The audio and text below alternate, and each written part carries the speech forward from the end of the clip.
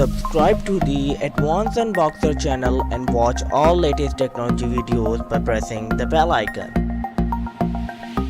Hi guys, today I am going to check the fingerprint sensor of the Nokia 5 after using this mobile phone 10 or 11 months, because many people are complaining that the fingerprint sensor of the Nokia 5 is not working fine after using the smartphone 8 or 9 months.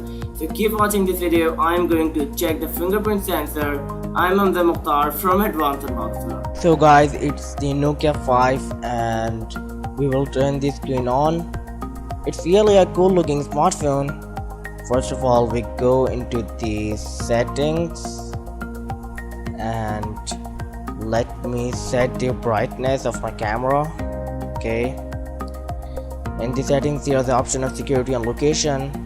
In security and location there is the option of fingerprint and setup screen lock, fingerprint plus pattern, fingerprint plus pin, fingerprint plus password. You can add any security, but I add my pin. Okay, yes,